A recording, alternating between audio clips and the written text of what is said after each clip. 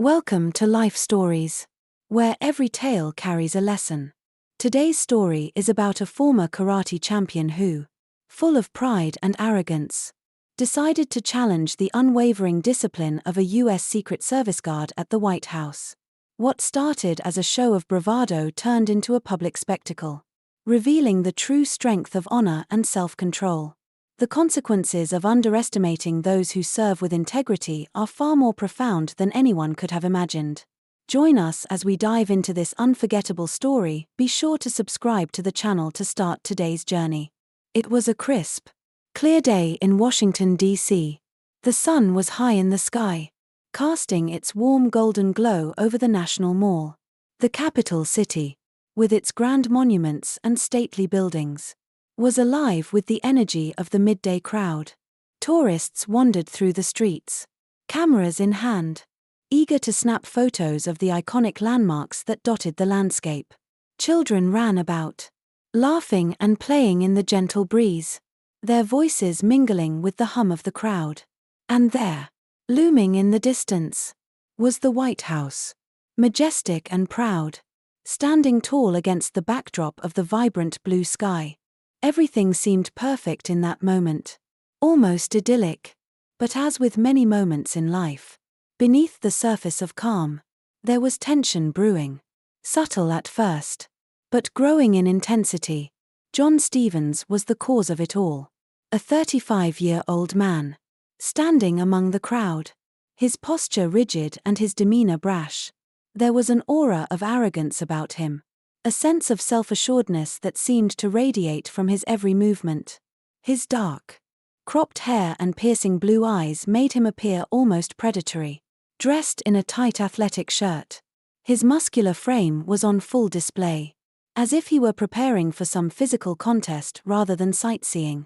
John had come to Washington, as many tourists do, to witness the grandeur of American history, to take in the awe-inspiring architecture and to feel the weight of the nation's past. But somewhere in his mind, something had shifted. He wasn't here to admire, he was here to dominate, to prove something, to test his skills. His sharp gaze swept over the crowd. But it wasn't the tourists that caught his attention. No, it was the U.S. Secret Service guards stationed around the White House. They stood like statues, their faces fixed and unmoving, their eyes never betraying any emotion. To John, they were easy targets. Men in uniforms, stoic and unyielding, doing their duty without a hint of personality or strength. "Look at these guys," John sneered to his friends, his voice cutting through the general murmur of the crowd. "Statues in uniform. That's all they are." His words hung in the air, and a few people glanced in his direction, disapproving looks crossing their faces. But John wasn't deterred. In fact, he thrived on the attention. His friends, nervous and unsure, tried to downplay his words. One of them, a tall man in a sports jacket, leaned in and whispered, "John, come on. Relax. It's just a ceremony." "A ceremony?" John scoffed, turning his gaze toward the nearest guard. His eyes narrowed. "I could take all of them down with one punch. Bet they don't even know how to fight." The words spilled out without thought, a mix of bravado and ego, and the crowd around them began to stir. Some of the onlookers exchanged uneasy glances, sensing that something extraordinary or disastrous was about to unfold. They edged away, pulling out their phones as if they were ready to capture what was coming next. But there was one person in particular who wasn't fazed by the taunts or the loud voice of the arrogant tourist. Thomas Miller, a tall, composed Secret Service guard, stood silently at his post, his uniform gleaming in the midday sun, the gold buttons on his coat catching the light. His face was unreadable, his gaze fixed firmly ahead. Years of training had taught Thomas how to ignore provocations, no matter how blatant. Rule number 1, stay disciplined. His jaw tightened imperceptibly as John's words continued to slice through the air. But he didn't flinch. He didn't even acknowledge the taunts. His gaze remained steady, focused on his duty. "John, however, saw the lack of reaction as a challenge. The more Thomas stood his ground, the more John's desire to provoke him grew. "Watch this," John said to his friends, leaning in with a sly grin on his face. "I'm about to give them a show." His voice was filled with a sense of cruel enjoyment, as if he relished the idea of pushing someone to the edge. The crowd around them seemed to sense the rising tension, and instinctively, a wide circle formed around the two men. Tourists whispered to one another, their voices tinged with both anticipation and unease. As phones were raised higher to record what was unfolding before them, they could feel it, the moment was approaching. Something was about to snap. John took a step closer to the barrier separating him from Thomas, his voice now booming across the square. "Hey, soldier boy," he shouted, his voice echoing off the nearby walls. "Are you even alive? Or are you just part of the scenery?" Thomas didn't flinch. His eyes remained fixed on the horizon, his expression as stoic as ever. But John took the lack of reaction as a sign to push further. "I bet you $100 you won't even flinch if I take a swing at you," John declared, laughing at the audacity of his own challenge. The crowd around them buzzed, some of them shocked by his words, others visibly uncomfortable with the growing spectacle. An elderly woman murmured to her companions, "This is going too far." But no one stepped in to stop him. John's aggressive stance, his imposing figure, kept people at a distance, unsure whether to intervene. John continued to taunt, his voice growing louder, more theatrical. "What's wrong? Cat got your tongue?" He leaned over the barrier, his eyes gleaming with a mixture of arrogance and mockery. "Let's see how unshakable you really are." The air grew thick with tension. It felt like the calm before the storm. The crowd held its breath, as if waiting for the inevitable.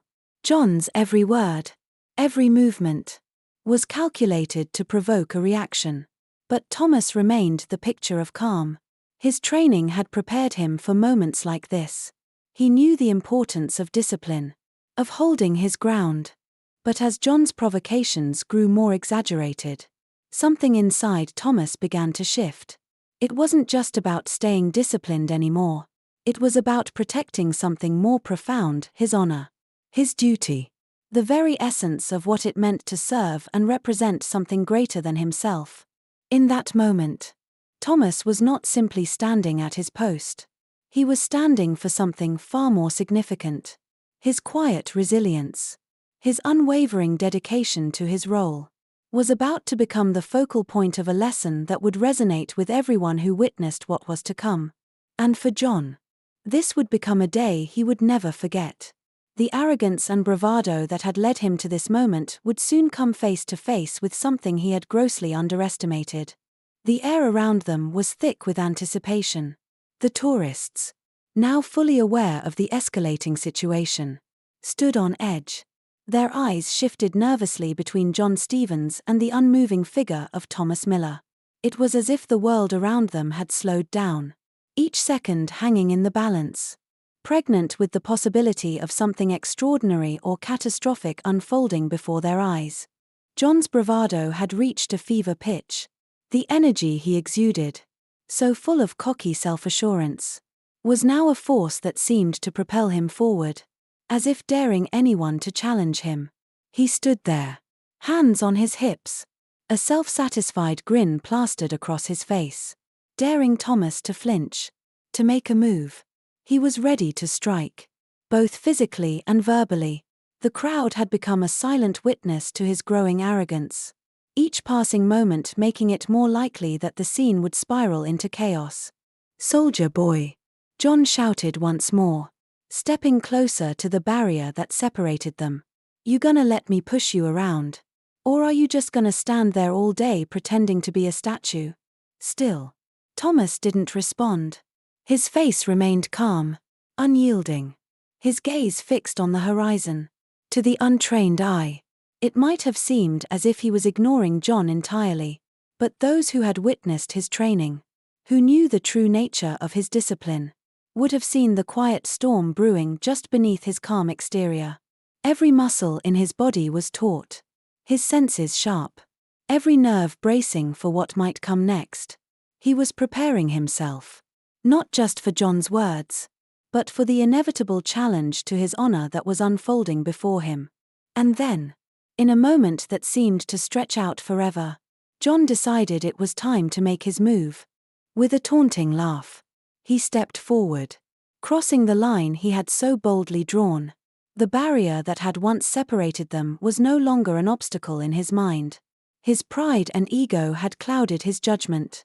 He was so wrapped up in his own performance, in the thrill of showing off for the crowd, that he no longer saw the situation for what it was. This was no longer just about proving his physical prowess, it had become a battle of wills. John took a deep breath, feeling the weight of all eyes on him. The phones raised high, capturing every movement. He threw a few quick shadow punches into the air, showcasing his strength and speed. "Watch and learn," he said loudly, addressing the crowd. "I'll show you how real defense works." His voice was full of pride, a challenge not just to Thomas, but to everyone watching. The tourists exchanged nervous glances, unsure of how to react. Some were horrified by what was unfolding, others too curious to look away. They could sense that the tension in the air was building, but no one knew just how far it would go, or what would happen when the inevitable clash occurred. With a dramatic flourish, John shifted into a fighting stance, his body poised and ready. His chest swelled with the pride of a man who believed in his own invincibility. He felt unstoppable, like a gladiator in an arena, ready to demonstrate his superiority. "Guardsmen, get ready," he shouted, his voice booming across the square, filled with mockery and self-confidence. Thomas remained still, his eyes unwavering. His posture remained perfect, the embodiment of discipline and focus. But those who could read the subtle cues in his demeanor would have noticed that his muscles were now primed. He wasn't just standing still, he was preparing for the inevitable. A movement, so subtle it would have been invisible to most, rippled through him as he adjusted his stance ever so slightly, ready to move when the time came. The crowd, sensing the building pressure, began to murmur amongst themselves. Some were still glued to their phones, watching the scene unfold like a slow-motion train wreck. Others whispered their concerns. "This isn't the place for this," one man muttered, clutching his phone tightly. Another woman, her face tight with worry, pulled at the sleeve of her partner. "Someone needs to stop him." But no one intervened. John's sheer presence, his towering physique and loud demeanor, kept everyone at bay. It wasn't just his size, it was his arrogance, his belief that he could do whatever he wanted without consequence. And as the seconds ticked by, the crowd began to realize that something truly dangerous was unfolding before them. John, caught up in the spectacle of it all, took a final step forward, his face twisted into a grin, wide and predatory. He leaned in closer to the barrier, his voice dropping to a taunting whisper. "Well, are you ready to lose that cool facade?" he said, his words aimed like a sharp blade. "Let's see how unshakable you really are, soldier boy." The words hung in the air, the silence between them almost deafening. John was on the edge, fully convinced that he was about to break Thomas's composure, to prove once and for all that the royal guard was nothing more than a figurehead, a meaningless symbol. But what he failed to see, what he could not have known, was that Thomas was not just standing guard for the sake of tradition. He was standing for something deeper: his integrity, his commitment, and the honor of his position. In the quiet before the storm, Thomas's resolve hardened. He knew that this moment was not just about defending himself, it was about standing firm in the face of arrogance and disrespect. Not just for himself, but for all those who had worn the uniform before him. And as John lunged forward, ready to make his strike, he would soon discover just how wrong he was in underestimating the true strength of the man he had mocked. The crowd held its breath, waiting for the inevitable.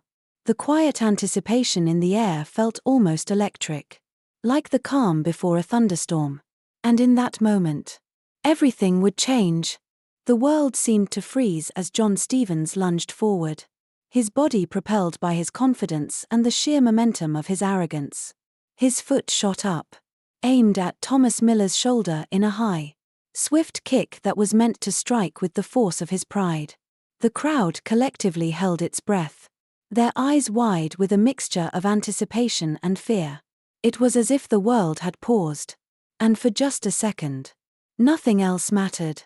All eyes were on John, waiting to see if he would land the blow that would finally shatter the calm of the guard. But what happened next was something that no one could have predicted. In a movement so fast that it was almost imperceptible to the onlookers, Thomas stepped aside with military precision. He didn't need to think, didn't need to hesitate. His training, the countless hours of discipline and practice, had ingrained in him the exact response required for such a moment. His body moved without hesitation, his instincts sharp. As John's foot sailed through the air, Thomas effortlessly caught his leg mid-kick, halting it in its tracks. The crowd gasped in shock, some of them taking a step back as if the air had been sucked out of their lungs. What they had just witnessed was beyond anything they had expected. John Stevens, the former karate champion, a man who had prided himself on his speed and skill, was suddenly completely powerless. He flailed in the air for a split second, his confidence crashing like a wave against the unyielding wall of Thomas's skill. With the same swift movement, Thomas twisted John's leg, using his own momentum against him. It was a simple, fluid motion, yet it was devastatingly effective. John's face went pale as he lost his balance, his arms flailing in a desperate attempt to regain control. Before he could react, Thomas sent him sprawling to the ground, his body crashing against the pavement with a dull thud. The crowd erupted, some clapping in astonishment, others still struggling to process the events they had just witnessed. John's pride, his entire sense of self, came crumbling down in that instant. His smirk vanished, replaced by an expression of pure disbelief. He lay there on the ground, his palms pressed into the pavement as he tried to push himself up, his face flushed with humiliation. It was a stark contrast to the arrogance he had exuded only moments earlier. The onlookers, once uncertain and divided, now looked on with a mixture of awe and admiration. "That's what professionalism looks like," one bystander said, his voice filled with respect. "Incredible." He didn't even flinch.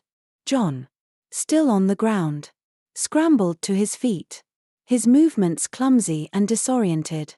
His pride, once so carefully cultivated, had been shattered, and now he was left to face the reality of his actions. He tried to salvage the situation, his voice trembling as he looked at Thomas, still standing tall and unshaken. "You didn't even warn me," John muttered, his words weak, his arrogance now replaced by confusion and regret. "You just..." But Thomas didn't respond. His face remained as stoic as it had been from the beginning. He hadn't moved an inch since the moment he had effortlessly brought John to the ground. His gaze, sharp and focused, never wavered from the horizon. In that moment, he wasn't just the guard. He was the embodiment of discipline, of self-control, and of honor. John's words were drowned out by the noise of the crowd, which had now erupted into a chorus of shouts, some in support of Thomas, others in disbelief at the sudden reversal of fortunes. "That's what you get, idiot," someone yelled. "Don't mess with the guards," another voice added. "Respect the traditions. Don't mess with people like that." The murmurs of approval for Thomas grew louder as the reality of what had just happened began to settle in. They had all watched a man who had believed himself invincible fall, not just physically, but in every sense of the word. It wasn't just about the kick or the move that brought him down, it was about the humbling of his ego, the breaking of his spirit. The guard, the man he had mocked, had proven in an instant that strength wasn't just about physical prowess. It was about composure, control, and knowing when to act, and when not to. John, now on his feet but visibly shaken, glanced at his friends. They stood there, uncomfortable and unsure, watching their companions fall from grace. One of them, a tall man in a sports jacket, took a step forward. "John, that's enough," he said, his voice strained. "This isn't worth it. You've gone too far." John waved him off, still trying to play it cool. But his bravado was gone. His earlier self-assurance had evaporated, leaving only the bitter sting of humiliation in its place. He tried to laugh it off, to salvage some semblance of control. But the damage had been done. The crowd had seen him fall, seen him humbled in a way that no one could ignore. But before he could collect himself, 2 royal security officers emerged from behind the barriers. Their presence was as undeniable as it was commanding. The crowd parted to let them through, instinctively making way for authority. Leading the officers was a tall, stern-looking man in his 40s. His grey suit perfectly tailored and his expression as cold and unflinching as the discipline he represented. Behind him, a younger officer held a radio, scanning the crowd. The lead officer's gaze fell on John, still standing, his face red with embarrassment. The man stepped forward, his voice cutting through the chaos with chilling calmness. "Sir," he said, addressing John, his tone cold and precise, "you have just assaulted a member of the Royal Guard on duty. You are under arrest." The words struck like a thunderclap, and the crowd's reaction was instantaneous. The gasps that followed were replaced by cheers and applause. As the crowd fully grasped the magnitude of the situation. "Serves him right," someone shouted. "Respect the Royal Guard."